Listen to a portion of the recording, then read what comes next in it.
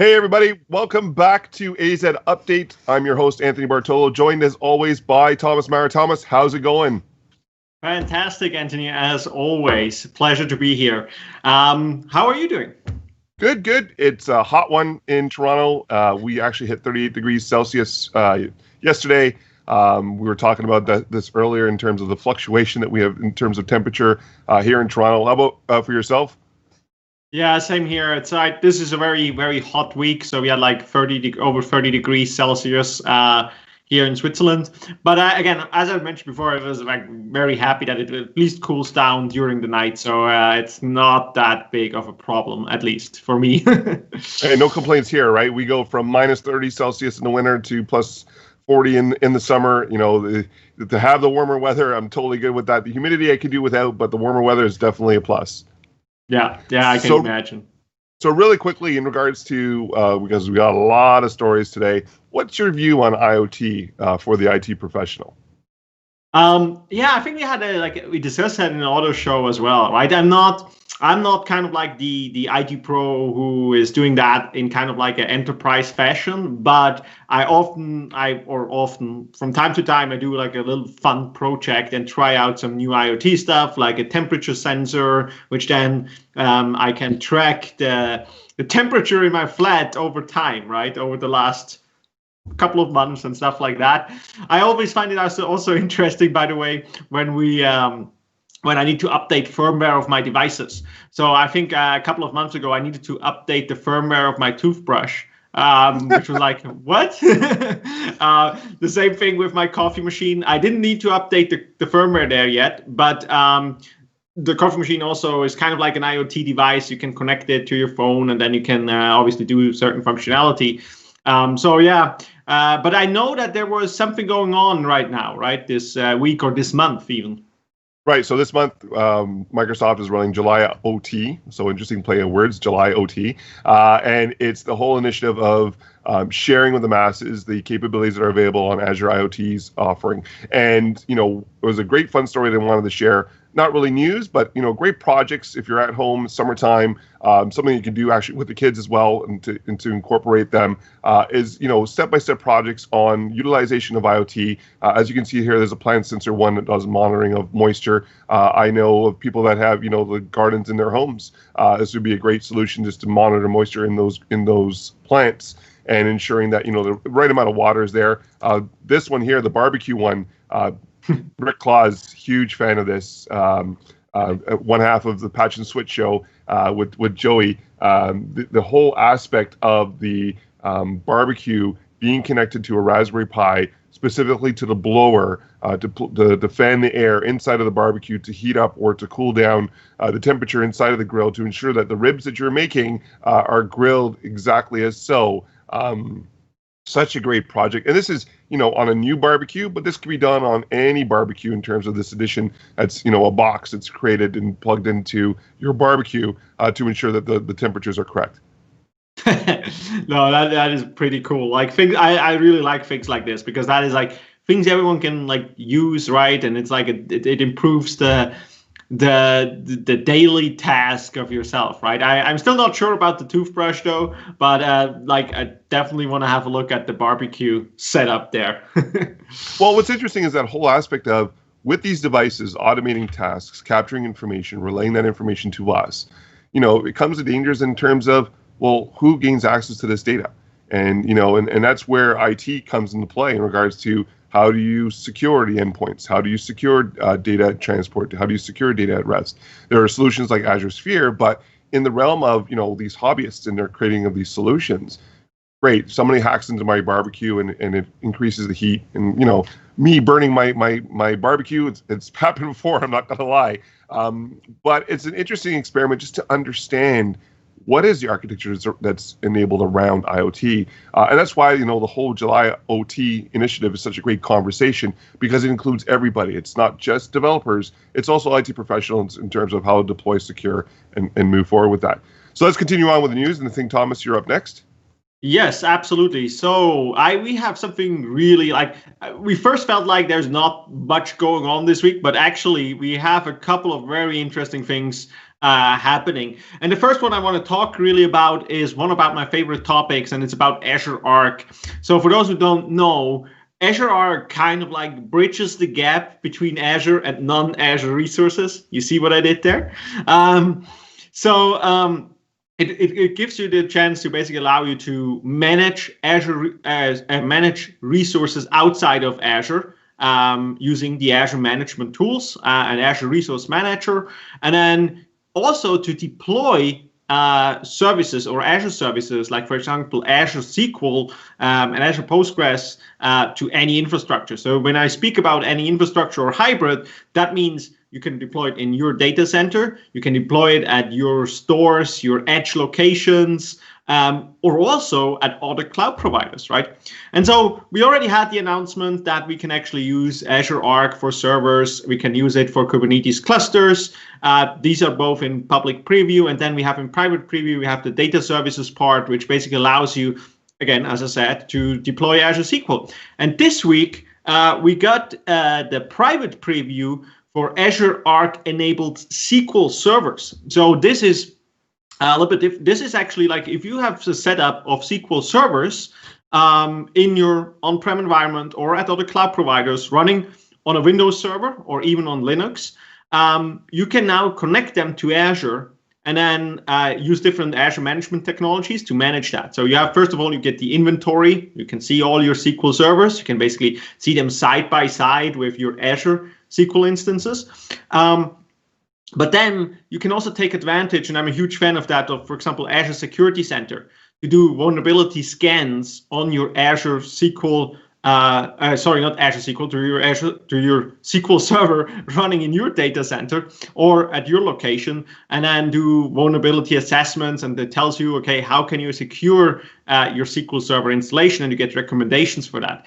The same thing, also integration with, for example, Azure Sentinel, our cloud-based SIEM solution. So this is pretty cool. I really like this. And if you want to try it out today, you have the link to that specific blog post. There's a link for a form which you can fill out that you want to have access to this private preview, so you can actually go out and try it out.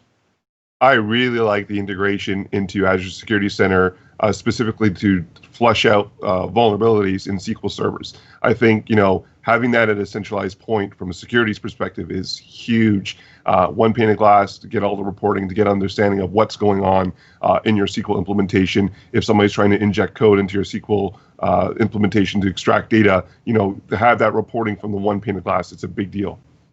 Yeah, absolutely. I mean, again, the whole thing of Azure Arc really, like, it gets bigger and bigger, right? It's like really, you can imagine you log into the Azure portal, you see all your Kubernetes cluster, doesn't matter if they're running in Azure or outside of Azure, you see all your servers, you see all your SQL servers as well.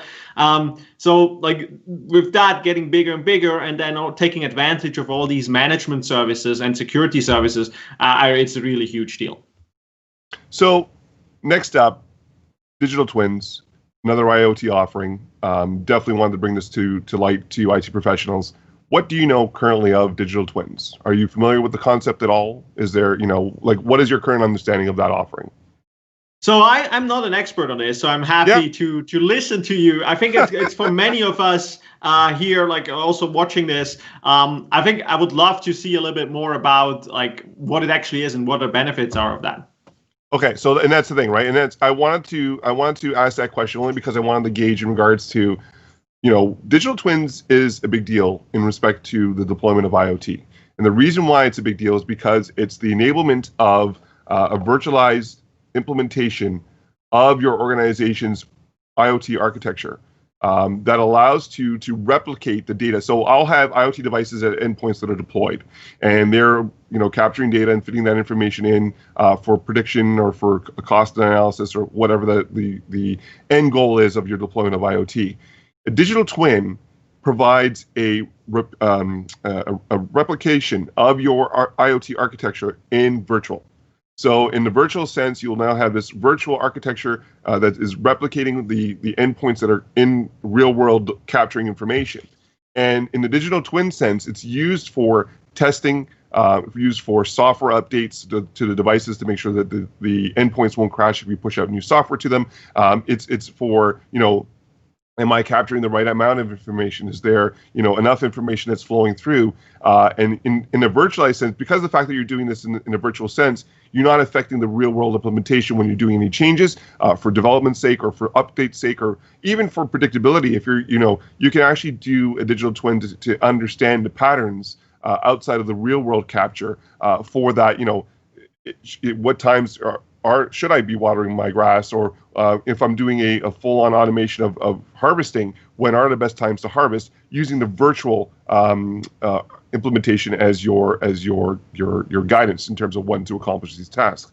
So the benefit now, specifically to IT professionals, is the inclusion of just-in-time security implementations, security at rest, security at transport for the virtual implementation of your IoT architecture in a digital twin sense. So now it's not just, set it and forget it, create this virtual implementation and away you go, because that information too is as valid as the, on-premises or in cloud real world implementation of IoT. And so that information has to be safeguarded. So the enhanced features that are now made available stem around a lot of security aspects, but also stem around a lot of data transport. So when you're siphoning data from the real world implementation into your virtual digital twin implementation of IoT, that whole availability of understanding, okay, so how's the data being passed through? Is there permissions required to pass this data through based on ISO standards or whatever regulations that your organization has to fall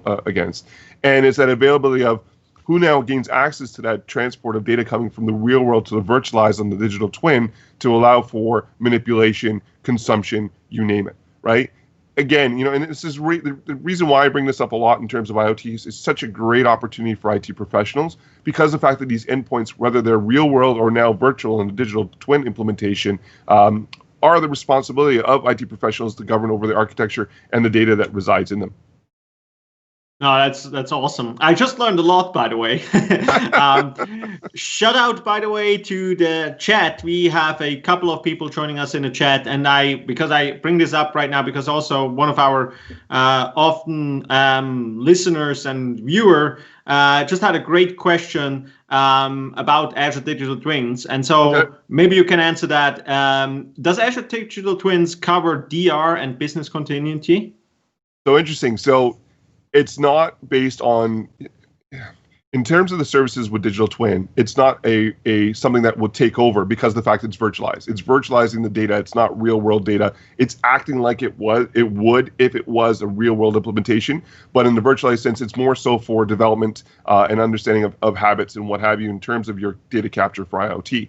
So not really disaster recovery or business continuity because of the fact it's not real world data. It would be fictitious data, guesstimating, if that's a word, guesstimating on what data is actually being captured and replicating that instance in the virtual sense so that developers, when they want to build out new functionality, they can do so based on the governance that IT professionals have been put forth. But awesome question, Andrew. Thanks for sharing that one. Oh, that's awesome.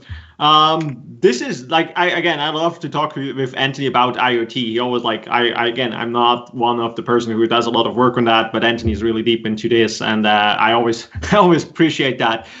Speaking of IT professionals, there is also some news from our remote reporter this week again, right? Yep. So we're going to throw to Pumla Schmidt, who is going to talk about her segment. She's got a remote segment going on. So take it away, Pumla. Hey, Thomas and Anthony, this is Pumla here, your roaming reporter. Some news I want to share with you guys is that we just announced yesterday, July 8th, the support of the shared image gallery from Dev Test Labs. Wow, that's a tongue twister. So Dev Test Lab now supports the shared image gallery. For those of you that don't know, the shared image gallery is basically a repository, like a shared location of all your images of your virtual machines. Those images are typically what you would call like the gold standard of the machines that you want to deploy. And the shared image gallery supports generalized VMs, which are VMs that are exactly what their name says. They're general, right? There's nothing specific to them. And then we also have support for specialized images. And these images I like to call those images with special tweaks to them, right? They potentially could be your gold standard for certain applications. So the shared image gallery can support those two. And now with Dev Test Labs being able to support the shared image gallery, the lab users have access to be able to deploy machines from there. Now, this is, I always like to talk about working efficiently. This helps those lab users work more efficiently. Why? Because they're not deploying stuff from scratch. They're able to deploy their resources, one, from a shared location, but all these images, all that work has already been done for them. So it's just a matter of, clicking and deploying something. And sometimes, now there are some considerations to make when you are using the shared image gallery within Dev Test Labs. One, it can only support one shared image gallery at a time. So if you have multiple galleries, you're going to have to determine which one you want to attach it to.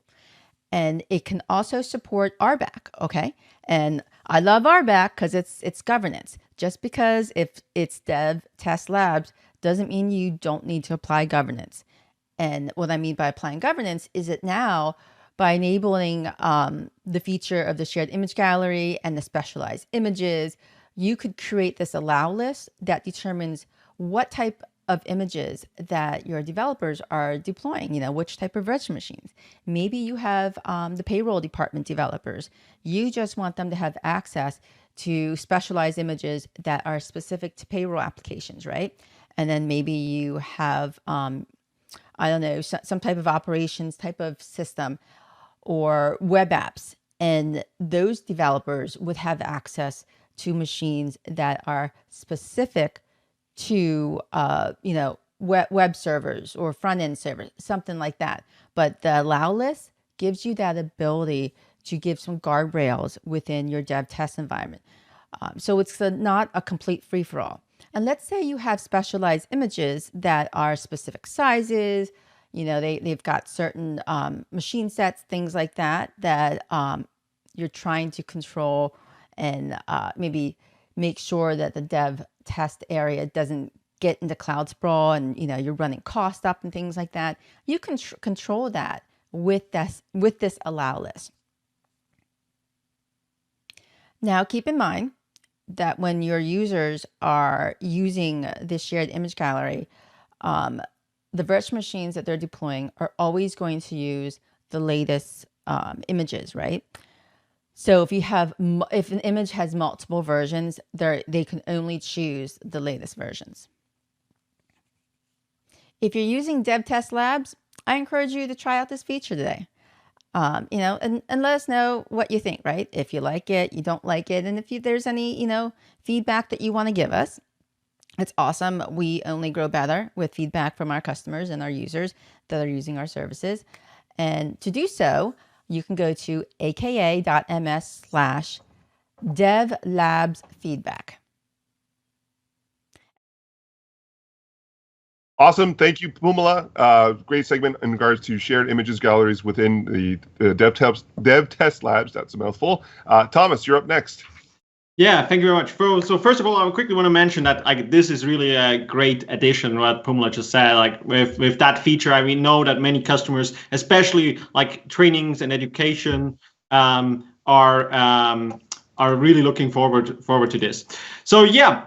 The thing I want to show you, and this is also one which didn't get much attention, to be honest, which it should have get much more attention in my opinion, is about the announcement of the preview for Azure Private Link for Azure Automation. So as you know, Azure Automation really allows you to create your own runbooks, for example, based on PowerShell to automate different scenarios within your Azure environment, but also within your Azure virtual machines and with hybrid workers, even on your on-prem environment, right? So we can see, hey, you can build all your automation, you can orchestrate that using Azure Automation, and then run that across your hybrid environment. And this is actually pretty great. Now, one thing which we have with many Azure services is they're all using public endpoints very often, right? And so for a lot of our customers, they don't want their traffic to hit any public internet-facing endpoints, even though the traffic is fully encrypted. They want to have their private using private endpoints. And so what we have is something called Azure Private Link, which I show you here on the page. Here's, by the way, the full documentation on how you set this up. But here's a graphic to make that clear. So what a private link actually does, it creates kind of like a virtual network adapter for that service in your virtual network, in one of your virtual subnets. And then all your like the traffic within that virtual subnet or even peered virtual subnets can talk to that endpoint. And that also works if you use things like ExpressRoute or site-to-site VPN. And so instead of now using public things, you can actually limit it to only be accessible from basically private endpoints, if you will. And what a great tie-in in terms of the news, because that goes right into the next point in regards to with private endpoints now being made available through Private Link, you have the ability for private endpoints to be made available for Azure File Sync as well. And that's now become generally available. The whole aspect of availability in regards to not requiring to have a public IP for your storage for your Azure File Sync, using the Private Link for that connection into the availability, using Private Link to lessen the attack vector. I don't have to create a public storage anymore. I can have it as a privately addressed IP that's being connected through Private Link. So when I do my Azure File Sync, it is regulatory in terms of only individuals that allow access to the storage is allowed access to. It's not in a public space anymore. So it's a huge announcement, and it's so big that we have to break it up into two. And so apparently Andrew actually has a question. Forgive the question. So is this more secure than before? In regards to this, yes, it is, because of the fact that I don't have to have a public IP for my storage anymore. Now what I can do is actually address a private IP to my storage using the Private Link to connect to that storage for the private endpoint, and then the information is transferred to the private IP as opposed to doing it publicly. So there's less likely for, security is still something that you have to take in consideration when you're doing deployment of any data transfer in public realm. But the fact that my endpoint now doesn't have to be public makes it that much better in terms of security. Thomas, what do you think? Yeah, so absolutely. I mean, it definitely helps. So, like, for example, you have to imagine that if it's close to a private network, an attacker would first obviously need to go into that private network. And from there, you cannot just run a brute force attack against a public endpoint or something like that. That doesn't mean that you don't need to secure, obviously, that endpoint, right? It still needs to be secure. You still need to have permissions in place and all that. But still, it limits that a little bit in terms of like everyone can just access specific like file shares. I think I don't know what the question was addressed, if it just meant the automation part or the file sync and file share part. However, it counts basically for both. And what I also quickly want to highlight is that obviously this is also important very much for companies who have regulations in place or have to follow regulations, which can say, hey, your traffic is not allowed to hit the public internet in any way, even though it's obviously encrypted. You need to have, like, for example, a ExpressRoute in place, and then you don't go over the public internet, right? So that is in some cases a very important part as well. I'm not the important thing I want to say before, it was not insecure. That is very important. Correct. It's still used encryption and all the security measurements, but it definitely limits a little bit the attack surface as well, and helps with regulations. Perfect. So let's. So the question can come up in terms of cost. We don't have info on cost yet, but we have provided the links. If you go to itopstalk.com, Thomas has created the latest post, and there is information that's on there that allow you to link through in terms of all cost information. So let's continue on. So next up is events, and I know there's a slew of events that you wanted to talk about, Thomas, and I think Sarah Lean has submitted some events as well. She's one of our cloud advocates on our team as well. Yes, exactly. So let me quickly share my screen here. There is a VTech user group in Birmingham. She's going to speak next week, where she will speak about IT Pro related topics. You can find all that on this website again, if you want to see that. We also have a couple of other user groups. I also want to quickly highlight one I'm very proud to speak at. I'm going to speak at the Azure Serbia user group. I think that's the correct name. And I'm obviously going to talk about hybrid management with Azure Arc. So that are two of the user groups you're going to mention, but obviously there are much more events out there. We also have, I think, a couple of other events coming up. So definitely check out our feeds and our Twitter handles. So we actually promote these events as well. And if you have a great event you want to share with us, not just for next week, but also for the coming weeks, please reach out to us so we can highlight your event in this show as well. Excellent. And that brings us to our next segment, which is the Microsoft Learn module of the week. And I'm going to actually offer up the same thing that you have in regards to the events. If there are modules or learning paths that you are interested in and sharing with the world in terms of, hey, this was really cool, a lot of people should take advantage of this, definitely do so in the chat or reach out to us. We definitely want to have more interaction with our audience in regards to the information that we share. We do report on the latest and greatest news, but we want to make sure that we're tailoring this to your needs in regards to what you want to see and hear about. So this submission actually comes also from Sarah Lean in regards to something that she thought was cool was a module. It's getting started with artificial intelligence on Azure. Again, not a direct subject of IT professionals, but there's a lot of interest in this because of the fact that, remember, there's a lot of data manipulation and data coverage and data transport and data at rest as well. Considerations that IT professionals have to take in consideration when securing, deploying, architecting, you name it.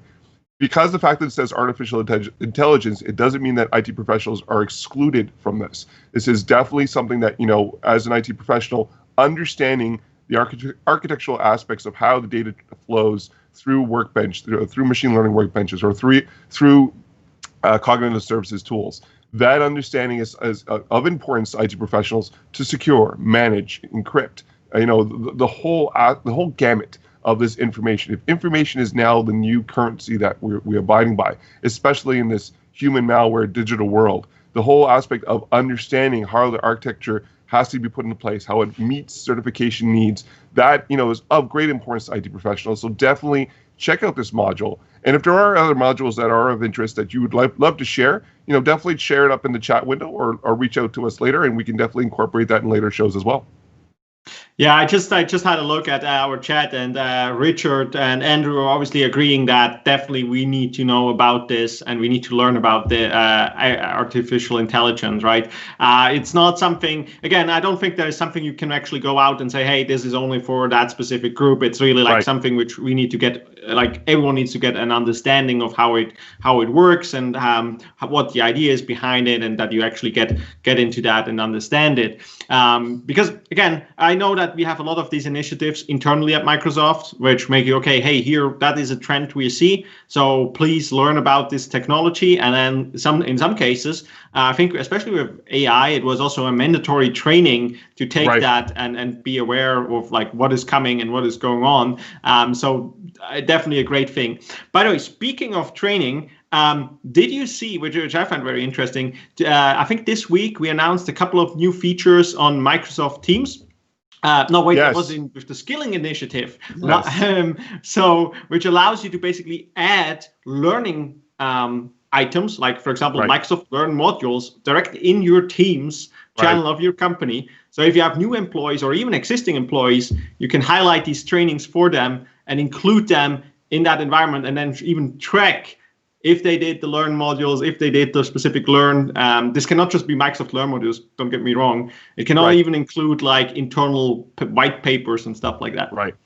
And it's cool, right? Because it's collaborative learning, right? You're learning together. You're tracking each other's progress. You're cheering each other on. Such a huge tool. There was that announced today, announced on Microsoft Teams, and the a group viewing where you can do I know you can do the custom backgrounds in Teams right now. Yes, together. Producer Pierre just chirped in my ear. Together mode. I know some individuals are taking team shots, so you'll have a group shot of a specific team. I know Pierre will be happy. Somebody's developing one for the Montreal Canadiens hockey team, and your face actually shows up where the player's body is, and you're part of that team when you're having that conversation mode, which is pretty cool. I would use the Toronto Maple Leafs, but that's another argument for another day. But it's cool the fact that you can be creative in respect to having this together mode for everybody to collaborate on. Yeah, absolutely. So that's the end of our show. A great filled, jam-packed show as always. Thomas, if people want to get a hold of you, how to get a hold of you on the Twitters? Yeah, just go on Twitter, look for @Thomas Maurer, and I'm sure you will find me there.